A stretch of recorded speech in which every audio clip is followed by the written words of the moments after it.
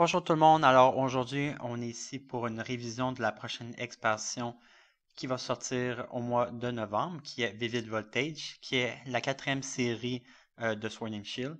Donc tout d'abord nous allons établir un peu les critères de ce qui fait en sorte qu'une carte est bonne ou un set est bon en général dans le format.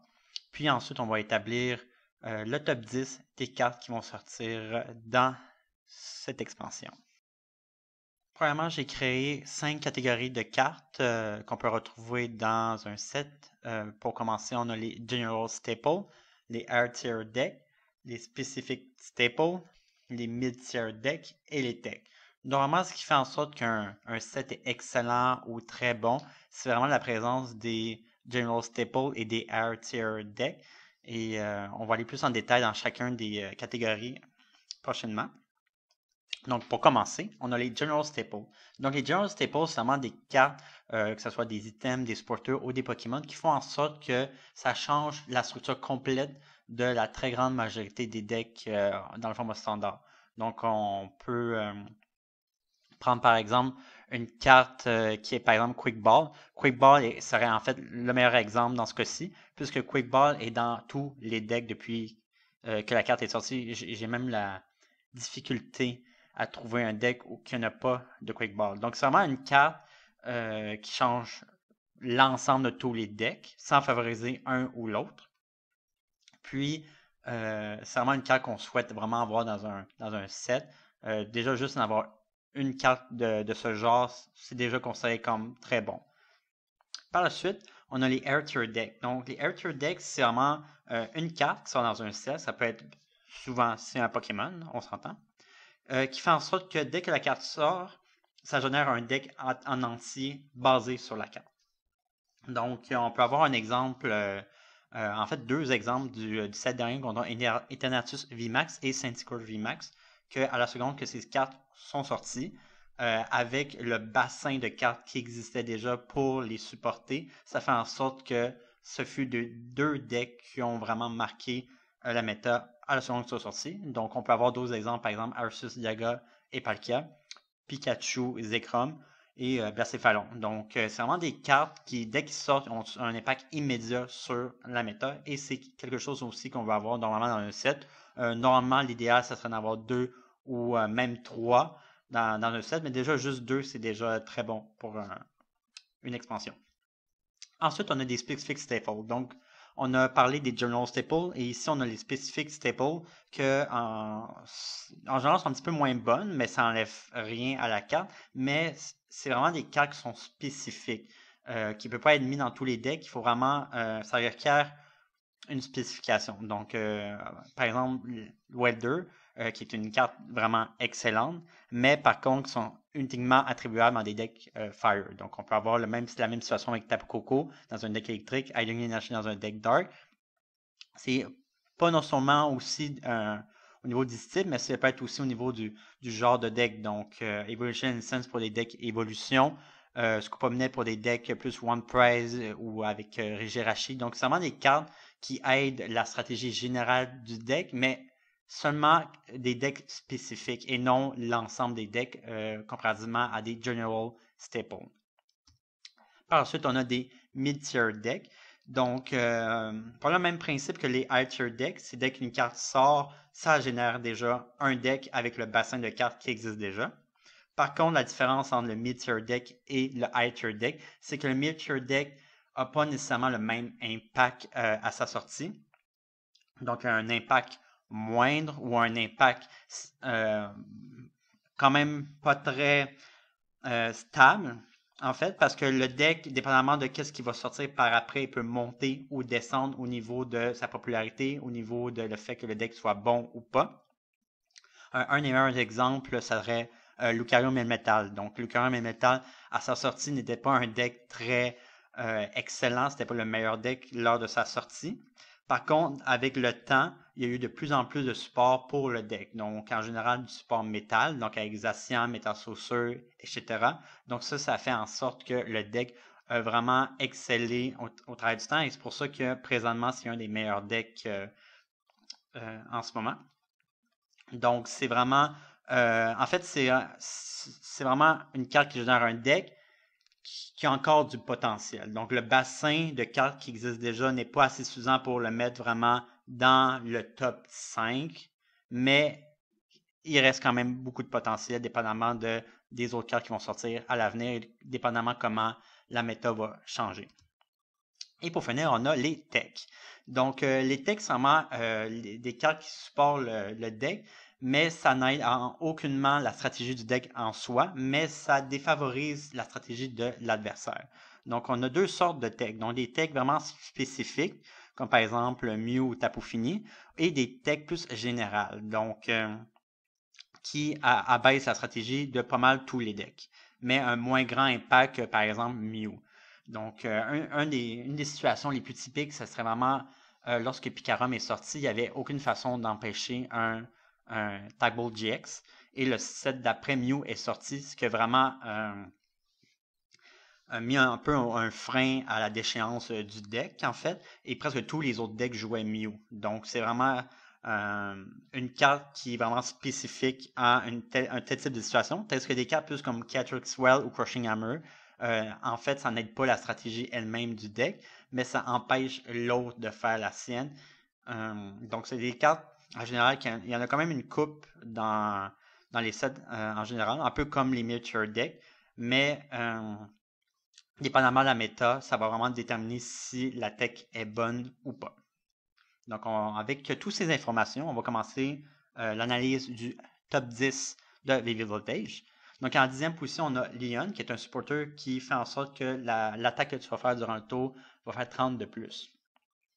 La raison que la carte, après ma mort, en fait, la carte n'était pas censée être dans le top 10 parce que ce qui se passe en ce moment, c'est soit qu'on fait des two-shot knockout ou des one-shot knockout. Et la différence entre un two-shot et un one-shot en termes de HP est quand même large à cause surtout des VMAX. Donc un 30, souvent, ça va vraiment pas faire la différence. Mais dans le seul deck que ça peut faire vraiment une différence, ça serait dans Eternatus VMAX, qui peut déjà faire 270 de dommages potentiels avec lui seul, sans compter le Zigzagoon. Puis avec Leon, ça va permettre au deck de prendre plus facilement des one-hit KO sur d'autres VMAX, ce qui est quand même assez intéressant. C'est sûr que la carte de base était censée aller avec Charizard du nouveau set. Et honnêtement, c'est pas vraiment une bonne carte, mis à part pour les collectionneurs, parce que c'est sûr que cette carte, surtout en promo, va valoir une fortune. Donc, en fait, la carte, au début, on pouvait plus l'associer à, par exemple, Professeur Kukui qui faisait plus 20 pige 2, mais c'est sûr que c'est vraiment, vraiment pas le même format. Puis, un boost de 30 en termes de supporter n'a pas autant d'impact qu'avant. Dans la très grande majorité des cas, ça va être encore juste mieux de boss order quelque chose d'autre pour prendre le knockout que vouloir juste faire plus 30 à sa prochaine attaque sur le actif. 9e position, on a Téléphotoscope. La carte, c'est un tool. Et ce que ça fait, c'est l'attaque des Pokémon qui font du dommage sur le bench au V et GX font 30 dommages de plus. Donc, la carte, je la vois vraiment beaucoup avec Inteleon VMAX, qui pourra faire 90 sur un GX ou V dans le bench. Ce qui est quand même intéressant puisque ça peut reprendre des two-shots sur des dead-end ou des Crobat. Et la carte peut aussi aller avec Cramorant qui peut faire 190 sur le bench, ou bien Salamence VMAX, Salamence V, ou autres cartes qui font du spread damage dans le bench.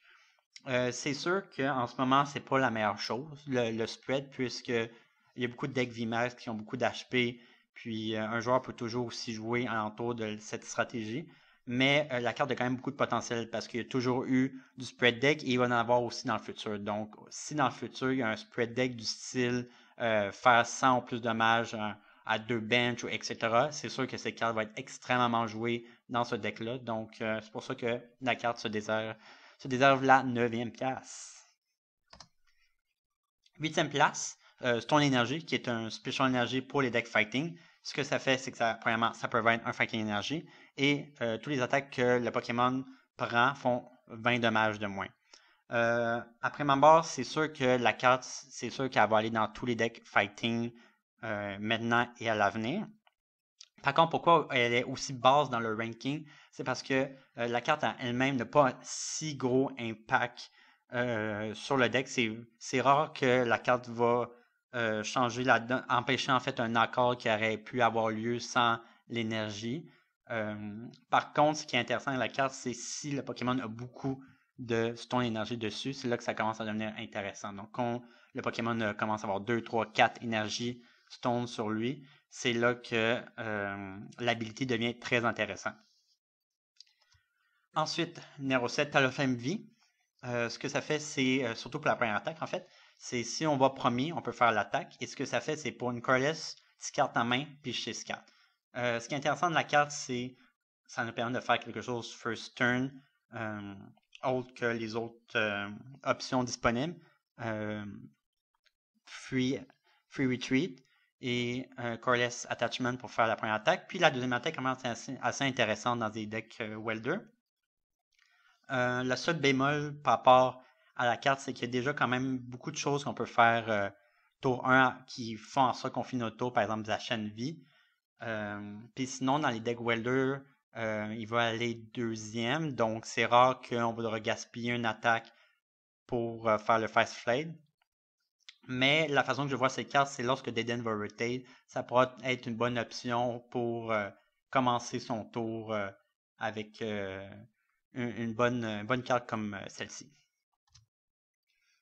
Sixième position, on a Heroes Bat, qui est un stadium qui fait en sorte que tous les basics, autant de notre adversaire que les nôtres, prend 20 dommages de moins. Donc pourquoi la carte est bonne? C'est principalement pour le deck Melmetal et ADP, mais surtout pour Melmetal. Comme j'ai expliqué tout à l'heure, en fait, le 20 en tant que tel change pas grand-chose. Mais ce qui est intéressant, c'est lorsque le 20 commence à accumuler avec d'autres dommages qui sont déjà réduits. Dans ce cas-ci, si on prend l'exemple avec Lucario Melmetal, l'adject fait en sorte que les Pokémon prennent 30 dommages de moins, Metal Gogol aussi, et en plus un Stadium, ça fait un total de 80 dommages de moins, c'est quand même très, très haut, donc c'est cet aspect qui peut changer la donne, tandis que dans ADP, on peut également jouer la carte en fait pour protéger son propre Zacian ou ADP, puis, mais par contre, ce qui est dangereux, c'est que ça monte aussi les HP des basics de l'adversaire. Donc, même si je joue pas un deck de basics en tant que tel, souvent les Pokémon support sont des basics. Donc, ce serait peut-être le petit downside de cet aspect, mais selon moi, c'est vraiment un must dans le deck Lucario Melmetal. Ensuite, on a le numéro 5, Slowness. Ce que ça fait, c'est lorsque le Pokémon est actif, on peut finir notre tour en pigeant jusqu'à temps d'avoir cette carte. Honnêtement, lorsque la carte a été reveal, je la considère déjà dans la première place parce qu'on s'entend qu'on connaît déjà Tropical Beach et son impact qu'il peut avoir. Par contre, la carte est très, très, très différente. C'est pas un stadium, c'est un Pokémon. Il doit être actif. Donc, pas comme Zacian qui doit être dans le bench pour faire son habilité. Je vois pas vraiment de situation où que tu peux piger, par exemple, cette carte. C'est sûr qu'il y a des situations que tu peux piger plus que si tu avais pigé avec Zacian. Ça reste un burn prize. Dans le genre de deck que je vois cette carte, ça serait vraiment dans des decks one prize ou des decks qui utilisent déjà Jirachi avec des Scoop of Ned et d'autres pour permettre de prendre le retreat si c'est pas KO lorsqu'il est en avant. Puis, un autre aspect qui est intéressant de la carte, c'est aussi pour les decks stall. Donc, ça peut être un autre moyen également d'avoir son draw power sans utiliser le Zacian dans le bench. Donc, ça enlève le poids aussi de vouloir mettre des deux prices dans le bench. Donc, c'est quand même une carte très intéressante, versatile et qui aura encore plus de place à l'avenir. Ensuite, on a Coating Energy. Ce que ça fait, c'est que ça peut être une métal pour un métal Pokémon. Et la métal qui est attaché enlève la weakness. Donc, les métals sont plus weak à fire, ce qui est très, très, très bon pour les decks métal, puisqu'il y avait même des listes qui jouaient déjà Weakness Guard Energy, même si la carte n'aidait pas vraiment au niveau des attaques, mais le monde le jouait déjà parce qu'il y avait tellement de Fire Energy qui existant. Donc, ça va juste simplifier la chose. et ça aide grandement le deck, ça booste en fait le deck qui était déjà très bon. Ensuite, un autre support pour les métals Pokémon, on a Aegislash V. Ce que ça fait, c'est principalement Sonic Edge pour 130. Ça enlève tout, ça passe à travers tous les habilités ou attaques de le Pokémon adverse. Donc, ça passe à travers l'habilité de Altaria Destroy et l'attaque de Obstagoon.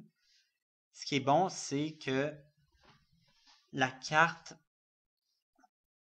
fait en sorte que, en fait, les pires match-ups de métal et de ADP, qui étaient les cartes mentionnées, deviennent des auto-wins. Donc, c'est très facile à setup, c'est très facile de l'attaquer avec. Il peut attaquer très fort également, surtout avec le boost de Aether Creation.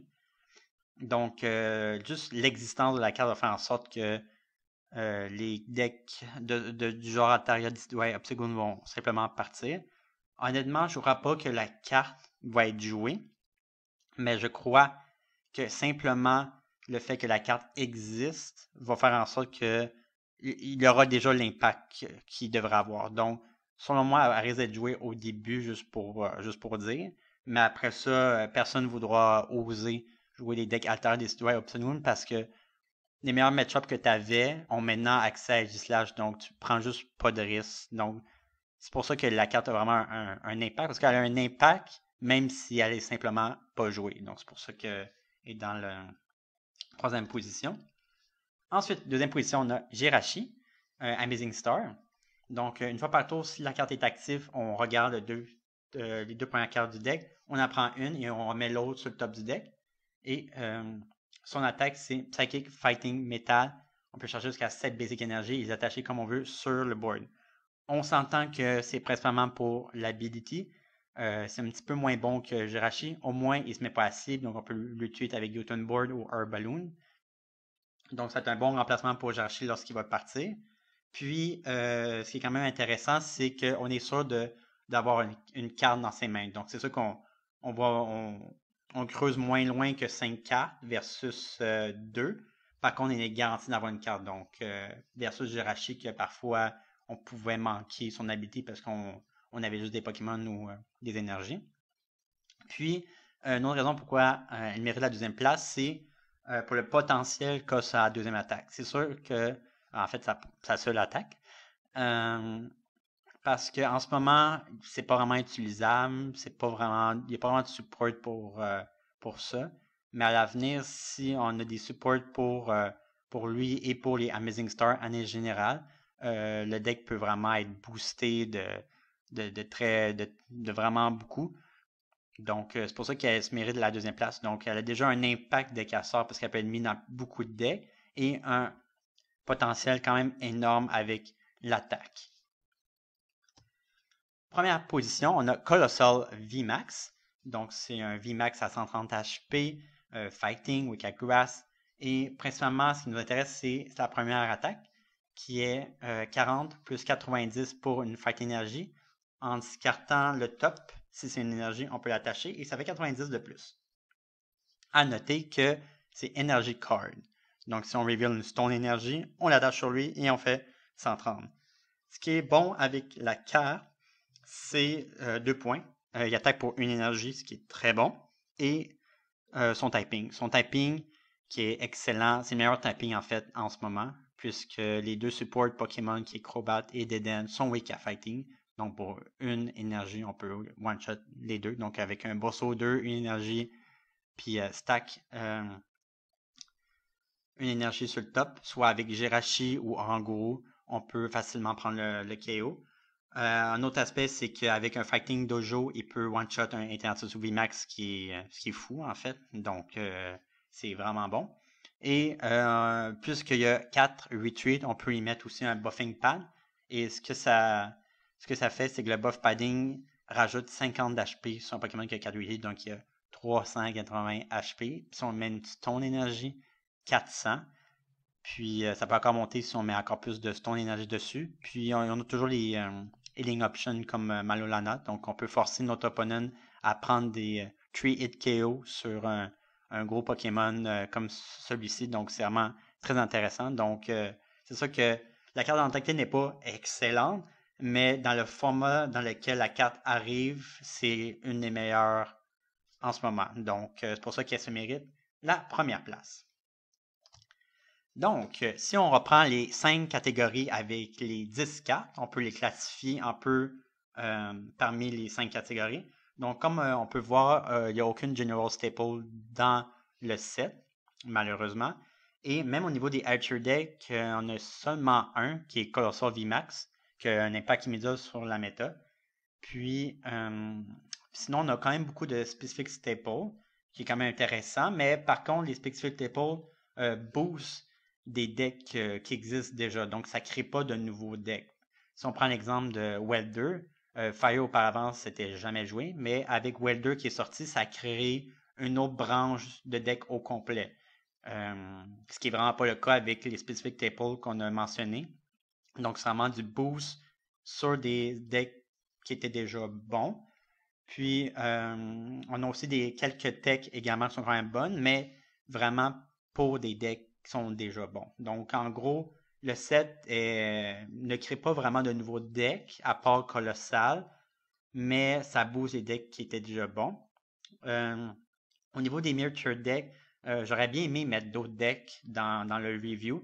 Par contre, dans le format actuel, malheureusement, il n'y en a pas vraiment qui peut potentiellement monter. On peut faire comme un petit review rapidement. On a eu le Donphan, qui est intéressant pour une énergie, il fait 120 et 20 sur le bench, sur ton propre bench. Comme mentionné, Fighting, c'est le meilleur type en ce moment. La carte aurait quand même beaucoup de potentiel pour un one price.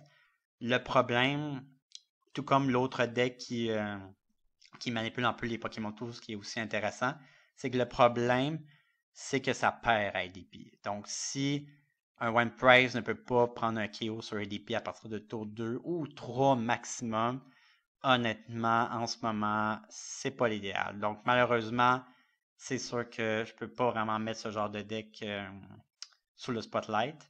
Puis, même chose un peu pour les autres VMAX. C'est sûr que le set a quand même une coupe de VMAX, mais malheureusement, ils n'ont pas vraiment un impact sur le jeu, soit à cause de leur weakness, qu'on peut voir parmi les trois ici qui sont weak à Fire ou à Metal, ce qui est vraiment pas bon en ce moment. On avait aussi Pikachu VMAX, que son attaque n'est pas très haut, puis une weakness à Fighting versus Colossal qui vient de sortir. On avait aussi Togekiss VMAX, mais son damage output est tellement bas, puis Coreless, donc personne n'a weakness à Coreless. Donc, je pense que au niveau des prochains VMAX qui vont sortir, je pense que ça va être un concours d'un peu de type, de weakness, etc. Parce que on peut prendre l'exemple, il y a quelques sets, en fait 2 sets, où il y avait River Clash qui est sorti. Il y avait Dragapult. Dragapult était un deck tellement bon puis excellent. Mais dès que Ethanatus a été reveal, c'était fini. Du sens que même si Dragapult était excellent, juste le fait que tu as un autre VMAX qui est weak à lui, mais ça rend un deck excellent, un deck pas vraiment bon. Donc, ça prouve à quel point que de nos jours, la weakness est très, très, très important au niveau des VMAX. C'est sûr qu'au niveau des Brand Price, on s'en fout pas mal parce que tu t'attends que ton One Price fait one hit KO par n'importe quoi. Mais si ton gars donne droit prix à ton adversaire, on s'entend que le petit logo en bas à gauche, il est très, très important. Donc, ça reste à voir. C'est sûr que c'est des cartes qui pourraient peut-être être bons dans 2, 3, 7, dépendamment des autres types qui sortent et d'autres stratégies qui sortent. Mais honnêtement, en ce moment, c'est vraiment pas l'idéal. Donc, en bref, j'ai mis un peu les 4 sets de Sword and Shield en ordre de meilleur, en fait. Puis, comme vous pouvez voir, Vivid Voltage, malheureusement, est dans la 4e position de 1 parce qu'il n'y a pas vraiment de General Staple. Il n'y a pas vraiment de Archer Deck non plus à part Colossal. Donc, malheureusement, j'ai pas vraiment le choix de le mettre vraiment bas. Il y a du support pour la méta qui existe déjà. Donc, le set aide vraiment à solidifier la méta qu'il y avait déjà. ce qui est quand même pas mauvais, mais c'est quand même pas l'idéal. C'est sûr que tous les sets ne peuvent pas être bons nécessairement, mais ça reste quand même un set intéressant. Et en plus, les pre-release promos sont très, très intéressantes. Puis, je pense que c'est vraiment une des raisons pourquoi qu'on voudrait acheter le set, c'est on peut explorer les cartes qui vont permettre d'améliorer nos decks pour les pre-release promos, puis potentiellement peut-être un jour euh, pouvoir utiliser les autres VMAX ou les autres decks qui pourront émerger dépendamment de ce qui sort dans les prochains sets. Alors, ceci conclut la révision de Vivid Voltage. J'espère que vous avez aimé. Merci.